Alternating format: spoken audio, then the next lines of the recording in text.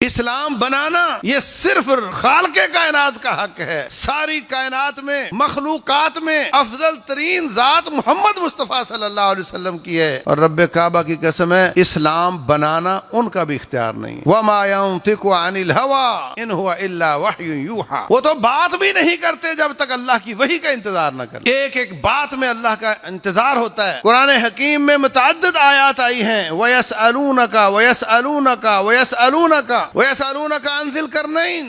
ان کو یہ جواب دو، آپ سے پوچھتے ہیں ان کو یہ جواب دو. وَيَسْأَلُونَكَ عَنِ الْمَحِيضِ. ان کو یہ جواب دو. وَيَسْأَلُونَكَ عَنِ الْأَهِلَّةِ وَيَسْأَلُونَكَ عَنْ ذِي الْقَرْنَيْنِ وَيَسْأَلُونَكَ مَاذَا يُنْفِقُونَ يَسْأَلُونَكَ عَنِ الْيَتَامَى. ان کو یہ جواب دو، ان کو یہ جواب دو. لوگ پوچھتے ہیں، آپ انتظار کرتے ہیں، رب اس کا جواب دیتا ہے، وہ آگے جا کر کے لوگوں کو بتاتے ہیں. بلغ ما انزل الیک من ربک. جو تیری طرف رب کی طرف سے نازل کیا گیا ہے اس کو آگے پہنچا، یہ تیرا کام ہے. حق صرف رب ذوالجلال کا ہے، وہ دین پیش کر سکتا ہے. اس دین پر رسول اللہ صلی اللہ علیہ وسلم نے قربانیاں دی ہیں. اپنی ذات پر دین کو قربان نہیں کیا، بلکہ کائنات کی مہنگی ترین ذات نے اپنا خون اس دین پر بہایا ہے. فرمایا وَقَاتِلُوهُمْ حَتَّى لَا تَكُونَ فِتْنَةٌ وَيَكُونَ الدِّينُ كُلُّهُ لِلَّهِ. اس وقت تک لڑائی کرتے رہو جب تک کہ فتنہ ختم نہ ہو جائے اور دین سارے کا سارا اللہ کا نہ ہو جائے. فرمایا امرت ان اقاتل الناس حتى يقولوا لا الہ الا اللہ. مجھے حکم دیا گیا ہے کہ میں لڑائی کروں یہاں تک کہ سب کے سب لوگ لا الہ الا اللہ پڑھنے لگ جائیں. رسول اللہ صلی اللہ علیہ وسلم کے دنیا سے جانے کے بعد ابو بکر صدیق رضی اللہ عنہ بھائی عمر کو کہنے لگے چلو، غالباً ام سلیم تھیں یا ام حرام تھیں، ان کے گھر چلتے ہیں. نبی صلی اللہ علیہ وسلم جایا کرتے تھے. وہ کہے گی کہ ان کے بعد اب کوئی آیا ہی نہیں. گئے، بی بی ان کو دیکھ کر رونے لگ گئی. پہلے کون آتا تھا اور آج کون آ رہا؟ رونے لگ گئی. یہ بھی دونوں رونے لگ گئے. پھر تھوڑا سنبھلے تو کہتے ہیں آپ کیوں رو رہی ہیں؟ ہمارے پاس تو نبی صلی اللہ علیہ وسلم تکلیفوں میں تھے، چٹائی کے اوپر بستر نہیں تھا اور جو کی روٹی ملتی تھی وہ بھی روزانہ نہیں، اور رب ذوالجلال نے تو ان کے بڑے سب سے اعلیٰ پروٹوکول بنائے ہوئے ہیں. وہ وہاں خوش ہیں تو ہمیں بھی پریشان نہیں ہونا چاہیے. آگے سے بی بی نے کیا جواب دیا؟ کہتی ہے مجھے نبی صلی اللہ علیہ وسلم کے جانے کا غم نہیں، مجھے غم اس بات کا ہے کہ ان کی وجہ سے جو جبریل آتے تھے اب نہیں آئے.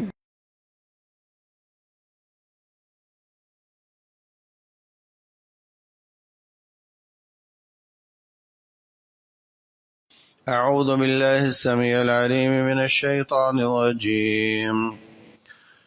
لقد كان لكم في رسول الله أسوة حسنة لمن كان يرجو الله واليوم الآخر وذكر الله كثيرا. اللہ تبارک و تعالی فرماتے ہیں تمہارے لیے میرے نبی محمد صلی اللہ علیہ وسلم کی زندگی بہترین نمونہ ہے. جو اللہ تبارک و تعالیٰ کو خوش کرنا چاہتا ہے اور اللہ تعالیٰ کو بہت زیادہ یاد کرتا ہے. خالق اور مخلوق میں جو واسطہ ہے، رابطہ ہے، وہ محمد صلی اللہ علیہ وسلم ہیں. اس میں کوئی شک نہیں کہ سب کو رب کے سامنے پیش ہونا ہے. لقد احصاهم وعدهم عدا وكلهم آتيه يوم القيامة فردا.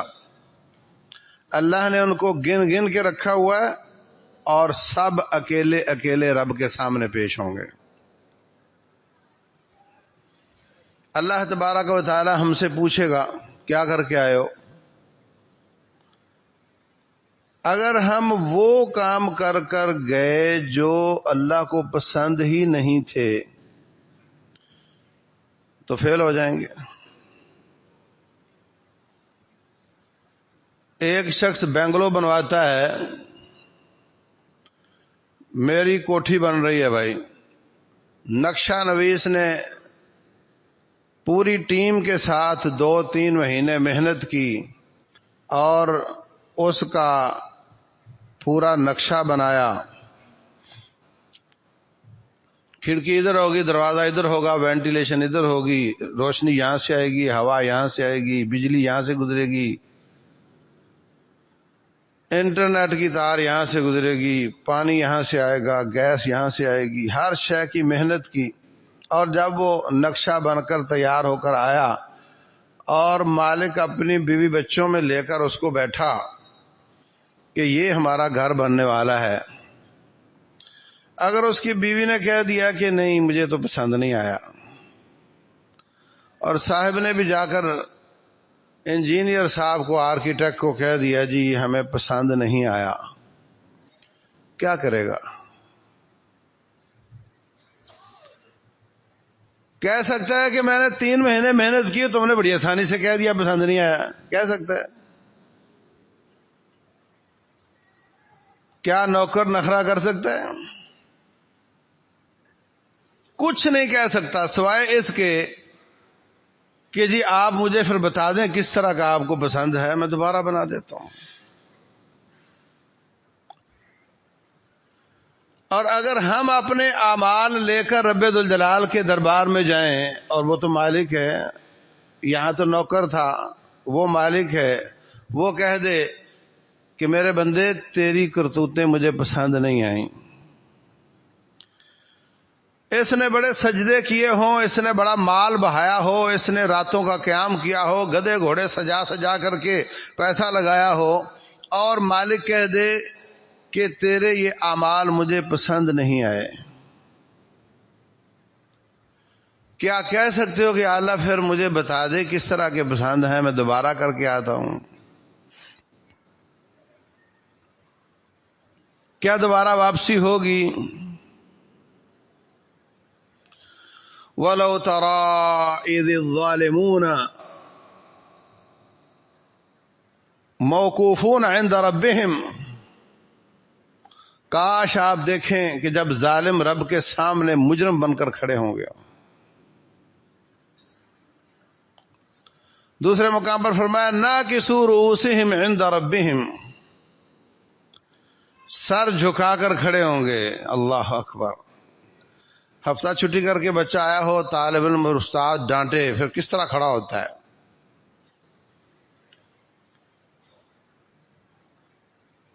ناکسوا رؤوسہم عند ربہم، رب کے سامنے سر جھکا کر کھڑے ہوں گے۔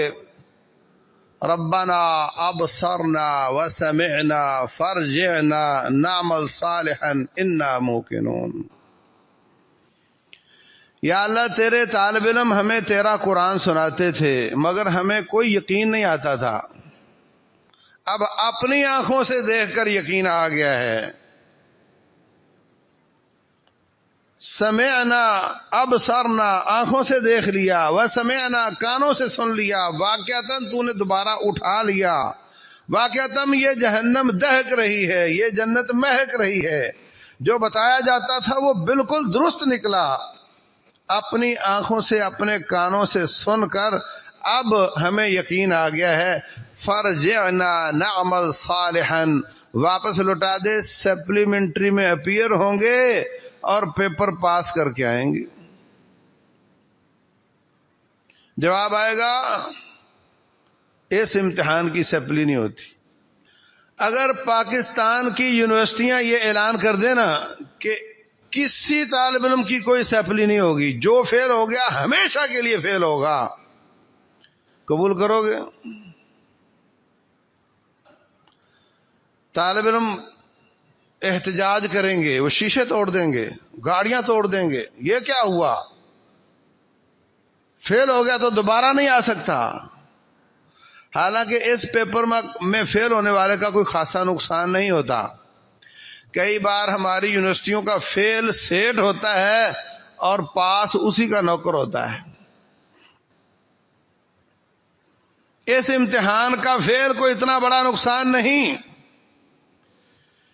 قل ان الخاسرین الذین خسروا انفسهم واہلیہم یوم القیامہ، حقیقی ناکام اور فیل وہ ہے جو اس جہان میں رب کے امتحان میں فیل ہو گیا، اس کی کوئی سپلیمنٹری نہیں ہے۔ فرجعنا نعمل صالحا انا موقنون، ہمیں واپس لوٹا دے، بڑے اچھے کام کر کے آئیں گے، ہمیں اب یقین آ گیا ہے۔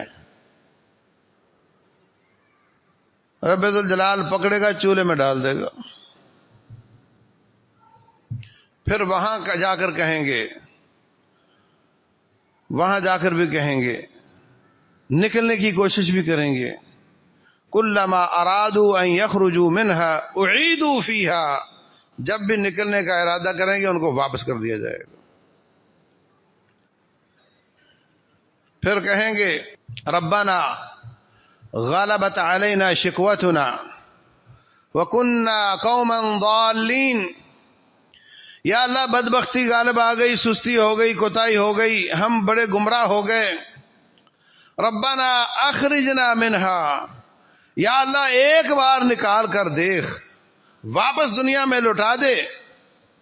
فإن عدنا فإنا ظالمون، اگر وہی کام دوبارہ کر کے آئے تو پھر جو چاہے سزا دے لینا. جواب آئے گا قال اخسئوا فيها ولا تكلمون، جاؤ ذلیل ہو جاؤ، میں رب تم سے بات نہیں کرنا چاہتا. انه كان فريق من عبادي يقولون، تمہارے ایک محلے میں رہتے تھے، تمہارے ہی رشتہ دار تھے جو میری طاعت اور فرما برداری کیا کرتے تھے اور تم ان کو مذاق کیا کرتے تھے.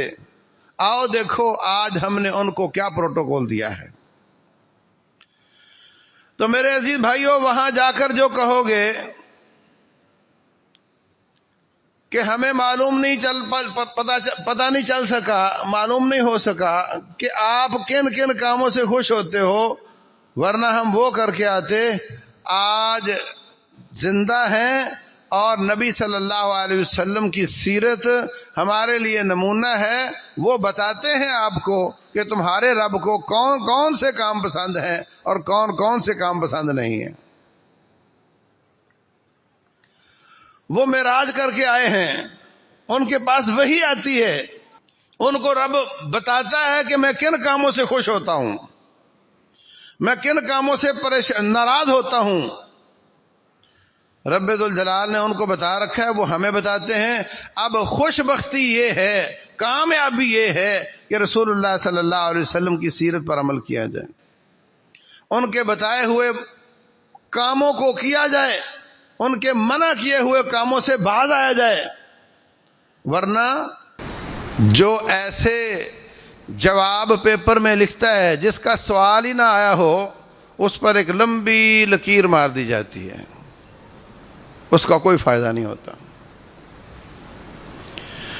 دیکھو حلال اور حرام کا قاعدہ یہ ہے کہ جس کے حرام کی دلیل نہ ہو وہ سب حلال ہوتے ہیں. اب کوئی پوچھے بھینس کے حلال ہونے کی کیا دلیل ہے؟ بھینس کا گوشت حلال ہے، دلیل کیا ہے؟ اس کی دلیل یہ ہے کہ اس کو رب نے حرام نہیں کیا. حرام بہت زیادہ نہیں تھیں، تھوڑی چیزیں تھیں، اس لیے اللہ نے حرام بتا دیں. حلال بہت زیادہ چیزیں تھیں، اللہ نے ان کا تذکرہ نہیں کیا زیادہ، اس لیے جو حرام نہ ہو وہ سب حلال ہیں. لیکن عبادات کا قانون یہ ہے کہ جس عبادت کی دلیل نہ ہو وہ عبادت نہیں. حلال حرام میں ہم کہہ سکتے ہیں کہ چونکہ اس کے حرام کی کوئی دلیل نہیں اس لیے یہ حلال ہے. عبادات میں ہم یہ نہیں کہہ سکتے کہ اس کی منع کی کوئی دلیل نہیں لہذا یہ عبادت جائز ہے. حلال حرام میں کہہ سکتے ہیں کہ اس سے منع کی کوئی دلیل نہیں تو یہ جائز ہے. عبادات میں نہیں کہہ سکتے کہ اس سے منع کی کوئی دلیل نہیں لہذا یہ جائز ہے. عبادت کے ہونے کی دلیل چاہیے ہوتی ہے. کوئی کہے ظہر کی 5 رکعتیں ہوتی ہیں اور فضائل بیان کرے کہ اس میں بھی فاتحہ ہے، اس میں بھی سورت پڑھنی ہے، اس میں بھی سبحان ربی الاعلیٰ ہے، کیا برا ہے؟ اس میں کیا حرج ہے؟ یہ نہیں چلے گی. ہم کہیں گے کہ اس کے کرنے کی دلیل دو. وہ کہتا ہے اس سے منع کی دلیل لاؤ. عبادات میں منع کی دلیل نہیں چلتی بلکہ کرنے کی دلیل ہونی چاہیے ہوتی ہے، کیونکہ جس عبادت کو رب عبادت نہ قرار دے وہ تو کراس لگا دے گا۔ ہمارے دماغ کے مطابق وہ کتنی بھی اچھی چیز ہو، جو اس نے نہیں بتائی وہ عبادت نہیں۔ قل هو اللہ احد، فاتحہ سارے قرآن سے افضل ترین سورت ہے۔ قل هو اللہ احد 10 پاروں کے برابر سورت ہے، اور فاتحہ اس سے بھی افضل ہے، مگر کوئی سبحان ربی الاعلیٰ کی جگہ پہ فاتحہ پڑھے گا تو اس کی عبادت قبول نہیں ہوگی۔ وہ یہ نہیں کہہ سکتا یا اس کا یہ کہا ہوا قبول نہیں ہوگا کہ یہ اتنی عظیم اور اتنی فضیلت والی صورت ہے، میں نے پڑھ لی تو اس میں کیا حرج ہے۔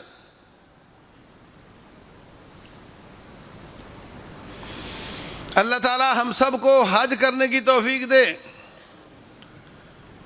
وہاں جاؤ تو جمرات کو کینکری ماری جاتی ہے، اتنی سی، یہ انگلی کے پورے جتنی، آدھے پورے جتنی، جو اتنی کینکری مارے گا وہ نبی صلی اللہ علیہ وسلم کی فرما برداری کرے گا، اور جو ان کی فرما برداری کرے گا شیطان پریشان ہوگا۔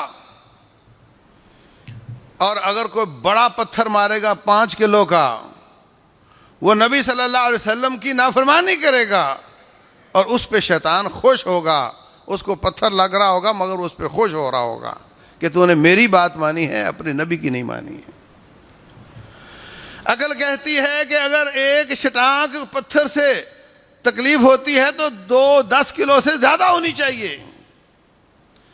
اگر 4 رکعتیں پڑھنے سے اجر ملتا ہے تو 5 سے زیادہ اجر ملنا چاہیے، لیکن شرع یہ کہتی ہے کہ نہیں، عبادت وہ ہے جو اللہ نے اپنے حبیب کو بتائی ہو اور انہوں نے آگے اپنی امت کو بتائی ہو۔ اس لیے ہم سے تو وہ عبادات ہی نہیں پوری ہوتی جو اللہ اس کے رسول نے بتائی ہوئی ہیں، اس میں ہمیں سستی ہو جاتی ہے، تو ہم وہ عبادات کیوں کریں جو انہوں نے بتائی نہیں ہے۔ ایک آدمی 10 کلو نہیں اٹھا سکتا، وہ 12 شروع کر دے اٹھانا، 20 کلو اٹھانا شروع کر دے۔ دماغ ٹھیک ہے تیرا کہ 10 کلو تیرے سے اٹھایا نہیں جا رہا؟ اور رب ذوالجلال نے جو بوجھ ڈالا ہے وہ ہماری طاقت کو دیکھ کر ڈالا ہے، اور جو لوگوں نے دین بنا کر کے بوجھ ڈالا ہے وہ کمر توڑ دینے والا بوجھ ہے۔ جب وہ بوجھ بدعات کا بوجھ امتی پر آتا ہے تو پھر وہ مولویوں کے بتائی ہوئی عبادات کو پکڑ لیتا ہے اور اللہ اس کے رسول کی بتائی ہوئی عبادات کو چھوڑ دیتا ہے۔ بدعت کی نحوست سب سے پہلی یہ ہوتی ہے کہ وہ سنت کی قاتل ہوتی۔ یہ دیوار بنی ہوئی ہے، مکمل ہے، اگر میں کہوں ایک اینٹ میری اس دیوار میں لگاؤ تو پہلے ایک اینٹ نکالنی پڑے گی، پھر میری اینٹ لگے گی۔ اسلام مکمل ہے، اس میں جب پچر لگانی ہوگی تو پھر سنت کی اینٹ کو نکالنا پڑے گا، تب تیری بدعت کی وہاں جائے گی۔ اب آپ دیکھ لو، نماز، فرض نماز کی جماعت کے بعد رسول اللہ صلی اللہ علیہ وسلم نے فرمایا اللہم انت السلام و منک السلام 3 دفعہ، استغفر اللہ، رب اعنی علی ذکرک و شکرک، سبحان اللہ الحمدللہ 33 دفعہ، اللہ اکبر 33 دفعہ، لا الہ الا اللہ وحدہ لا شریک 1 دفعہ، یہ پڑھنا چاہیے۔ ہمارے ہاں 99% مساجد میں کیا چل رہا ہوتا ہے؟ نماز ختم ہوتے ہی ہاتھ کھڑے کر لیے، آمین آمین، کچھ نہیں پتا مولوی صاحب کیا مانگ رہا ہے، اور ہاتھ پھیرنے کے بعد چھٹی۔ جو یہ کر رہا ہے اس نے یہ تصور دیا ہے کہ نماز کے بعد جب تک دعا نہ ہو تم جا نہیں سکتے۔ سلام پھیرنے سے چھٹی نہیں ملی، دعا پھیرنے سے چھٹی ملے گی۔ جس نے یہ تصور دیا ہے اس نے ان تمام نبوی سنتوں کو قتل کر دیا ہے جو رسول اللہ صلی اللہ علیہ وسلم نے بیان کی تھی. اب وہ نہیں ہوتی ہیں، اب یہ ہوتی ہے. اور اگر کوئی رسول اللہ صلی اللہ علیہ وسلم کے بتائے ہوئے اذکار نماز کے بعد کرے اور ان کے ساتھ دعا میں شامل نہ ہو، اس کو عیب لگایا جاتا ہے، اس کو برا سمجھا جاتا ہے. تو جو چیز اللہ اس کے رسول نے نہیں بیان کی، پاک و ہند کے علاوہ پوری دنیا میں کہیں ایسا نہیں ہوتا، وہ بن گئی عبادت اور اس کی جگہ پہ سنت کی اینٹ نکال کر کے پھینک دی گئی. اسی پہ قیاس کر لو تمام بدعات کا کہ جو شخص اسلام میں اضافہ کرے گا وہ سنت کی اینٹ کو نکال کر اس کو پھینکنا پڑے گا. ایک اضافہ کرے گا تو ایک اینٹ کو نکالنا پڑے گا، 10 کرے گا تو 10 کو نکالنا پڑے گا. اور یاد رکھو، اسلام بنانا یہ صرف رب ذوالجلال کا حق ہے اور کسی کا حق نہیں ہے. اسلام بنانا یہ صرف خالق کائنات کا حق ہے. ساری کائنات میں، مخلوقات میں افضل ترین ذات محمد مصطفیٰ صلی اللہ علیہ وسلم کی ہے. اور رب کعبہ کی قسم ہے، اسلام بنانا ان کا بھی اختیار نہیں ہے. وَمَا يَنطِقُ عَنِ الْهَوَىٰ إِنْ هُوَ إِلَّا وَحْيٌ يُوحَىٰ. وہ تو بات بھی نہیں کرتے جب تک اللہ کی وحی کا انتظار نہ کر لیں. ایک ایک بات میں اللہ کا انتظار ہوتا ہے. قرآن حکیم میں متعدد آیات آئی ہیں، وَيَسْأَلُونَكَ وَيَسْأَلُونَكَ وَيَسْأَلُونَكَ وَيَسْأَلُونَكَ عَنْ ذِي الْقَرْنَيْنِ. ان کو یہ جواب دو، آپ سے پوچھتے ہیں ان کو یہ جواب دو. وَيَسْأَلُونَكَ عَنِ الْمَحِيضِ. ان کو یہ جواب دو. وَيَسْأَلُونَكَ عَنِ الْأَهِلَّةِ وَيَسْأَلُونَكَ عَنْ ذِي الْقَرْنَيْنِ وَيَسْأَلُونَكَ مَاذَا يُنْفِقُونَ يَسْأَلُونَكَ عَنِ الْيَتَامَى. ان کو یہ جواب دو، ان کو یہ جواب دو. لوگ پوچھتے ہیں، آپ انتظار کرتے ہیں، رب اس کا جواب دیتا ہے، وہ آگے جا کر کے لوگوں کو بتاتے ہیں. اپنی طرف سے اضافہ نہیں کرتے، اپنی طرف سے اسلام نہیں بناتے. بلغ ما انزل الیک من ربک. جو تیری طرف رب کی طرف سے نازل کیا گیا ہے اس کو آگے پہنچا، یہ تیرا کام ہے. اسلام بنانا تیرا کام نہیں ہے، یہ صرف رب ذوالجلال کا حق ہے. اللہ اکبر. وَلَوْ تَقَوَّلَ عَلَيْنَا بَعْضَ الْأَقَاوِيلِ. اگر رسول اللہ صلی اللہ علیہ وسلم کچھ ایسا بیان کر دیے ہوتے جو ہم نے نہ فرمایا ہو، لَأَخَذْنَا مِنْهُ بِالْيَمِينِ ثُمَّ لَقَطَعْنَا مِنْهُ الْوَتِينَ فَمَا مِنْكُمْ مِنْ أَحَدٍ عَنْهُ حَاجِزِينَ. ہم سیدھے ہاتھ سے پکڑ کر کے گلا کاٹ دیے ہوتے اور تم سب مل کر اپنے نبی کو ہم سے چھڑوا نہیں سکتے تھے. یہ دلیل ہے کہ نبی صلی اللہ علیہ وسلم نے اسلام میں کوئی اضافہ نہیں کیا، کیونکہ اللہ فرماتے ہیں اگر کرتے تو ہم یہ کرتے. رب نے ایسا نہیں کیا تو ثابت ہوا آپ نے اسلام میں کوئی اضافہ نہیں کیا. آسان سا سوال ہے، اللہ کو کون سی زمین کے ٹکڑے پسند ہیں اور کون سے ناپسند ہیں؟ آپ کسی بندے سے پوچھ لو، وہ خود ہی جواب دینے لگ جائے گا.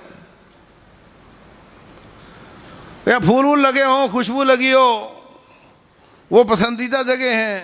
ندی بہہ رہی ہو، پہاڑ ہو، منظر بڑا اچھا ہو، اور جہاں کچرا وچرا ہو وہ ناپسند ہیں. لیکن سوال یہ نہیں آیا کہ تجھے کیا پسند ہے، سوال یہ ہے کہ اللہ کو کیا پسند ہے. اس کا جواب رب بھی دے سکتا ہے. آسان سوال تھا، آپ نے انتظار فرمایا، جبریل امین تشریف لائے اور کہا احب البلاد الی اللہ مساجدها.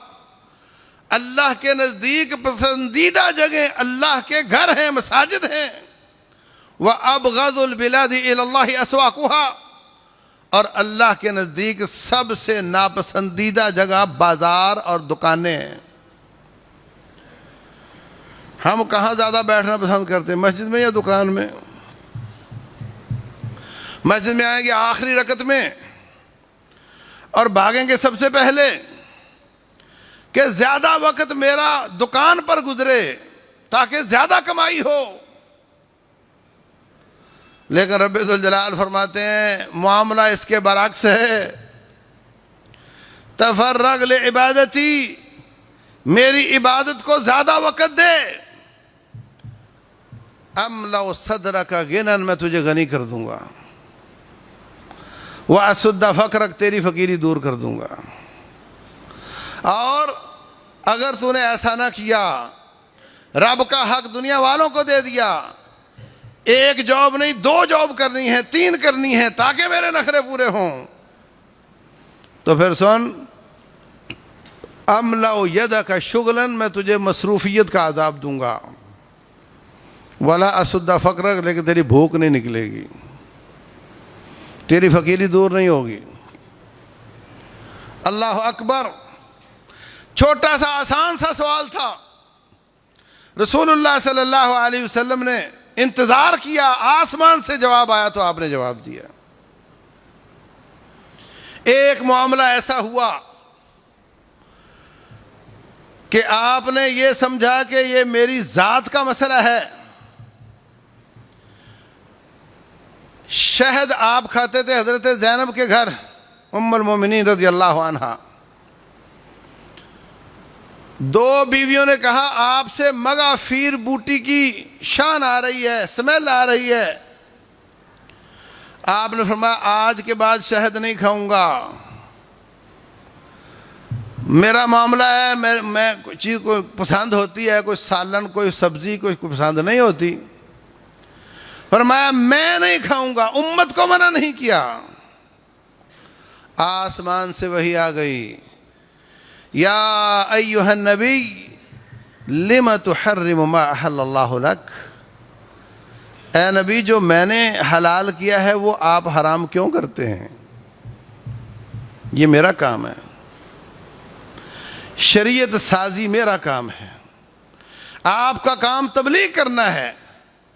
جو رب ذوالجلال نے بطور قرآن نازل کیا وہ نبی صلی اللہ علیہ وسلم نے بطور قرآن امت کو دیا، اور جو رب نے بطور سنت نازل کیا اس کو نبی صلی اللہ علیہ وسلم نے بطور سنت امت کو دیا.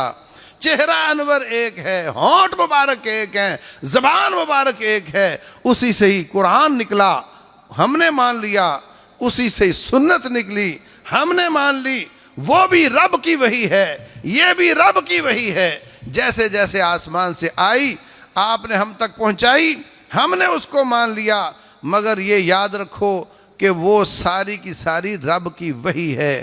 وما ينطق عن الهوى ان هو الا وحی یوحى.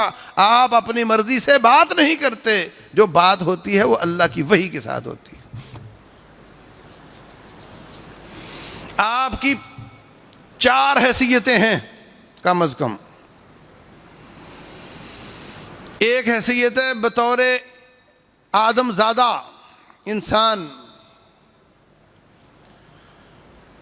اس میں آپ کھانا بھوک لگی ہو اور کھانا پڑا ہو اور آپ رب سے پوچھیں جی کھانا کھاؤں نہیں کھاؤں. گرمی لگ رہی ہو تو قمیص اتاروں نہیں اتاروں. اس میں اللہ نے آپ کو اپنی مرضی کا اختیار دیا ہے. اس میں وحی نازل ہونے کا انتظار نہیں کرنا. دوسری حیثیت آپ کی ایک امیر المومنین کی حیثیت ہے. اس میں فرمایا وَشَاوِرْهُمْ فِي الْأَمْرِ، لوگوں سے مشورے کر کے فیصلے کرتے چلے جاؤ. جہاد پر کب جانا ہے، ڈیٹ کون سی ہونی چاہیے، مشورہ کر لو. کہاں جا کر پڑاؤ ڈالنا ہے، کہاں نہیں ڈالنا ہے، مشورہ کر لو. کس کو امیر بنانا ہے قافلے کا، کس کو نہیں بنانا، مشورہ کر لو.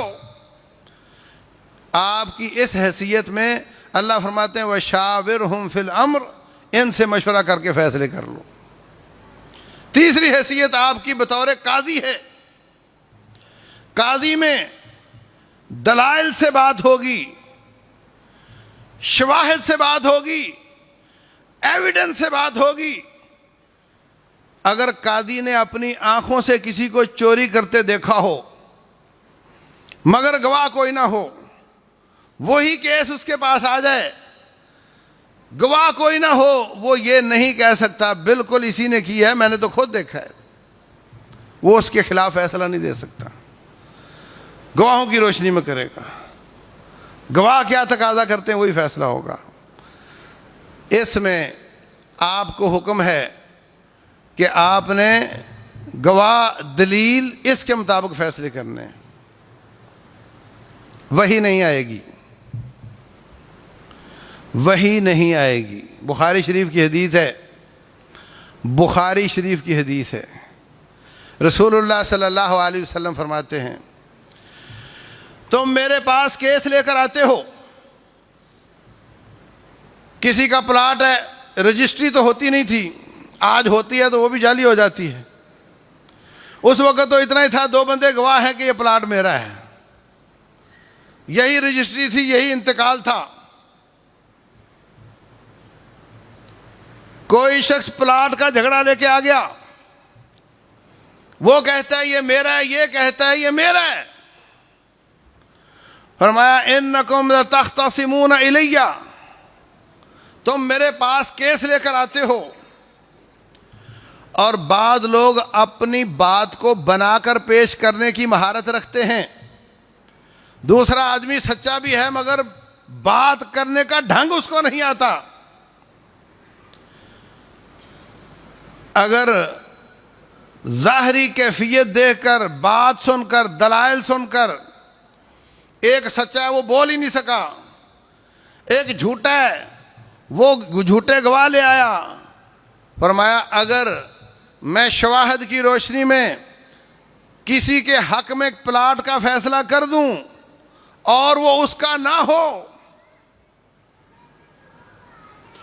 تو وہ اس لیے نہ قبول کر لے کہ جی پہلے تو میرا نہیں تھا, اب تو نبی صلی اللہ علیہ وسلم کا فیصلہ میرے حق میں آ گیا ہے, پہلے وہ میرا نہیں بھی تھا تب بھی میرا ہو گیا. کہا وہ اس لیے میرے فیصلے کی وجہ سے اس کا نہیں ہو جائے گا. انما اقطع له قطعة من النار, میں اس کے لیے آگ کا ٹکڑا کاٹ کر دے رہا ہوں. میرے فیصلے کے باوجود وہ نہ لے, کیونکہ میں نے فیصلہ کرنا ہے دلائل اور گواہیوں کے حساب سے. میرا فیصلہ اس کے حرام کو حلال نہیں کرے گا. کئی لوگ مفتیوں کے فتوے سے حلال کو حرام کر رہے ہوتے ہیں, حرام کو حلال کر رہے ہوتے ہیں. بینکار اچھی طرح سمجھتا ہے کہ یہ اسکیم سود کی ہے اور پیچھے سے سارے بینک نظام سود کا ہے, اور آگے اس کا سرفس تھوڑا اچھا کیا گیا ہے, عربی نام رکھے گئے ہیں, ہے یہ سارا سسٹم سودی. وہ کہتا ہے مجھے کیا, مفتی صاحب کا فتویٰ ہے, وہ جانے, اس کا رب جانے. اس کا دل بتاتا ہے کہ یہ غلط ہے. وہ بینک میں کام کرتا ہے, اس کو پتہ ہے اندر کی ساری کہانی کا پتہ ہے, مگر وہ مفتی صاحب کے کندھے پہ رکھ کر چلا دیتا ہے. وہ سمجھتا ہے کہ یہ جانے, اس کا رب جانے. نہیں نہیں, ایسا نہیں ہے. فتوے سے, فیصلے سے حقیقت نہیں بدلتی ہے. نبی صلی اللہ علیہ وسلم کا فتویٰ اور فیصلہ ہے, اور وہ فرما رہے ہیں میں اس کے لیے آگ کا ٹکڑا کاٹ کر دے رہا ہوں. اور چوتھی حیثیت رسول اللہ صلی اللہ علیہ وسلم کی وہ ہے آپ کا نبی اور رسول ہونا, امام الانبیاء ہونا, خاتم النبیین ہونا, سید الرسل ہونا, سید ولد آدم ہونا. اس حیثیت میں وما ينطق عن الهوى ان هو الا وحی یوحى, آپ چھوٹی چھوٹی بات میں بھی انتظار کرتے ہیں, جب تک رب کی وحی نہ آ جائے آپ زبان کو حرکت نہیں دیتے, کیونکہ یہ شریعت سازی والی بات ہے. آپ کا بطور قاضی ہونا بھی ہمارے لیے اسوۃ حسنہ ہے, واجب تقلید ہے. آپ کا بطور حکمران ہونا بھی ہمارے لیے واجب التقلید ہے. آپ کی ذاتی حیثیت بھی ہمارے لیے سنت کا درجہ رکھتی ہے, وہ الگ بات ہے. مگر آپ کو اللہ نے جو وحی کے انتظار کا حکم دیا ہے وہ نبی اور رسول کی حیثیت سے دیا ہے, آپ کی نبوت اور رسالت کے حساب سے دیا ہے. اس میں آپ آسمان سے آنے والے دین کو آگے پہنچاتے ہیں. کتنا پیٹنٹ دین ہے، کس قدر سخت احکامات ہیں. حق صرف رب ذوالجلال کا ہے، وہ دین پیش کر سکتا ہے. اس دین پر رسول اللہ صلی اللہ علیہ وسلم نے قربانیاں دی ہیں. اپنی ذات پر دین کو قربان نہیں کیا، بلکہ کائنات کی مہنگی ترین ذات نے اپنا خون اس دین پر بہایا ہے. فرمایا وَقَاتِلُوهُمْ حَتَّى لَا تَكُونَ فِتْنَةٌ وَيَكُونَ الدِّينُ كُلُّهُ لِلَّهِ. اس وقت تک لڑائی کرتے رہو جب تک کہ فتنہ ختم نہ ہو جائے اور دین سارے کا سارا اللہ کا نہ ہو جائے. فرمایا امرت ان اقاتل الناس حتی یقولوا لا الہ الا اللہ. مجھے حکم دیا گیا ہے کہ میں لڑائی کروں یہاں تک کہ سب کے سب لوگ لا الہ الا اللہ پڑھنے لگ جائیں. تو میرے عزیز بھائیوں، سامعین اور سامعات، یہ دین اس قدر محفوظ ہے اور سندوں کے ساتھ ہم تک پہنچا ہے اور سندوں کی شان پھٹک کی جاتی ہے، کھوٹا کھرا الگ کیا جاتا ہے. اب جس کو رب نے محفوظ کیا، انا نحن نزلنا الذکر وانا لہ لحافظون، یہاں قرآن کا ذکر نہیں ہے بلکہ سنت بھی ذکر ہے، نصیحت ہے. قرآن بھی ذکر ہے، نصیحت ہے. ان دونوں کی حفاظت رب ذوالجلال نے کی ہے. دونوں کا مصدر نبی صلی اللہ علیہ وسلم ہے اور دونوں کی رب نے حفاظت کی ہے. اب ہم اس کو چھوڑ کر کے اوروں کی مانتے ہوئے اپنا دین بنا لیں تو پھر قیامت والے دن ناکامی کا منہ دیکھنا پڑے گا. اور یہ جملہ بہت زہریلا ہے عبادات اور عقائد کے حساب سے کہ جی اس میں کیا حرج ہے، اس میں کیا حرج ہے. اس میں سب سے بڑا حرج یہ ہے کہ نبی صلی اللہ علیہ وسلم نے اس پر اپنی مہر نہیں لگائی ہے. رسول اللہ صلی اللہ علیہ وسلم کسی کو دعا سکھا رہے تھے، سوتے وقت کی دعا. تو اس کے آخر میں ہے آمنتو بکتاب اللہ آمنتو بنبیک الذی ارسلتا، اور اس پڑھنے والے نے کہہ دیا آمنتو برسولک الذی ارسلتا. آپ نے فرمایا نہیں، آمنتو بنبیک الذی ارسلتا. اس کو تصحیح کروائی، اس کی اصلاح کی کہ میں نے جو لفظ نبی کا بول رہا ہے تم رسول کا کیوں بول رہے ہو. حالانکہ نبی رسول کا معنی قریب قریب ہوتا ہے. تو اس لیے وہ دنیا کا سب سے بڑا مجرم ہے جو اللہ کے دین میں نقب لگاتا ہے، اللہ کے دین میں اضافہ کرتا ہے. یہ جو درود سپیکر میں جمعہ کے بعد پڑھا جاتا ہے یہ فیصل آباد میں بنا تھا. یہ بدعت پہلے جو یہ کنڈے اور چھوٹے چھوٹے وہ والی، یہ ہمارے بچپن میں کہتے تھے ستاروں کی روشنی میں ہو سکتی ہے، دن کی روشنی میں نہیں ہو سکتی. اب کہتے نہیں دن کی وقت بھی ہو سکتی ہے. اور ایک سے ایک آپ کے دیکھتے دیکھتے نئی چیزیں آ گئی ہیں جس پر عمل کیا جاتا ہے. کوئی جا کے قبرستان میں اذانیں کہتا ہے، کوئی وہاں جا کر کے مختلف قسم کے فنکشن کرتا ہے، اور کوئی میت کو دفن کرنے کے بعد اس کو چیٹنگ کرواتا ہے. یہ جواب دو، یہ جواب دو، کھڑا جناب اور اس کو بتا رہا ہے یہ جواب دو. عجیب و غریب صورتحال ہے. اور ابھی آ رہا دن رسول اللہ صلی اللہ علیہ وسلم کی پیدائش کی خوشی امتی کو ہر سال ہوتی ہے، ہر مہینہ ہوتی ہے، ہر ہفتہ ہوتی ہے، ہر دن اور ہر گھنٹہ ہوتی ہے. وہ سال میں ایک دفعہ نہیں ہوتی. رسول اللہ صلی اللہ علیہ وسلم سے پوچھا گیا آپ پیر والے دن کا روزہ کیوں رکھتے ہیں؟ آپ نے فرمایا اس دن میں پیدا ہوا تھا، اس دن میں پیدا ہوا تھا.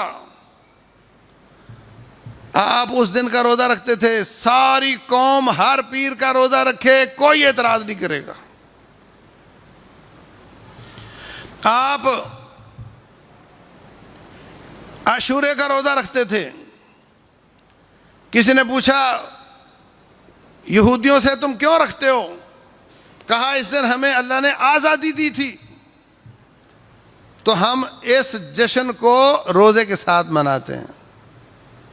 دونوں حدیثوں سے ثابت ہوا خوشی روزے کے ساتھ منائی جاتی، یا زیادہ کھا کر منائی جاتی ہے، اوور ایٹنگ کے ساتھ منائی جاتی ہے۔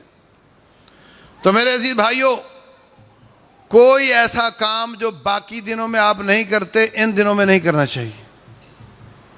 روٹین میں رہو، جتنے لوگ جو بھی کریں، آپ کو خوشی ہے تو سیرت کو مطالعہ کرو، اپنے مسجدوں میں کتاب سیرت کی کھول کر اس کو پڑھا کرو، ایک دن نہیں روزانہ پڑھا کرو۔ آپ کی سیرت کی ضرورت ایک دن نہیں ہوتی، سارا سال ہوتی، سارا سال سیرت کو پڑھو۔ آپ کو خوشی ہے تو آپ ان کی سنتوں پر عمل کرو۔ رسول اللہ صلی اللہ علیہ وسلم کے دنیا سے جانے کے بعد ابو بکر صدیق رضی اللہ عنہ بھائی عمر کو کہنے لگے چلو، غالباً ام سلیم تھیں یا ام حرام تھیں، ان کے گھر چلتے ہیں، نبی صلی اللہ علیہ وسلم جایا کرتے تھے، وہ کہے گی کہ ان کے بعد اب کوئی آیا ہی نہیں۔ گئے، بی بی ان کو دیکھ کر رونے لگ گئیں، پہلے کون آتا تھا اور آج کون آ رہا ہے، رونے لگ گئیں۔ یہ بھی دونوں رونے لگ گئے، پھر تھوڑا سنبھلے تو کہتے ہیں آپ کیوں رو رہی ہیں؟ ہمارے پاس تو نبی صلی اللہ علیہ وسلم تکلیفوں میں تھے، چٹائی کے اوپر بستر نہیں تھا، اور جو کی روٹی ملتی تھی وہ بھی روزانہ نہیں، اور رب ذوالجلال نے تو ان کے بڑے سب سے اعلیٰ پروٹوکول بنائے ہوئے ہیں، وہ وہاں خوش ہیں تو ہمیں بھی پریشان نہیں ہونا چاہیے۔ آگے سے بی بی نے کیا جواب دیا؟ کہتی ہے مجھے نبی صلی اللہ علیہ وسلم کے جانے کا غم نہیں، مجھے غم اس بات کا ہے کہ ان کی وجہ سے جو جبریل آتے تھے اب نہیں آئیں گے، اب اسلام نہیں نازل ہوگا، خالق اور مخلوق کا جو تعلق وحی کا تھا وہ ختم ہو گیا ہے۔ ان لوگوں کو خوشی بھی وحی کی تھی، غم بھی وحی کے ختم ہونے کا تھا، اور وحی کیا ہے؟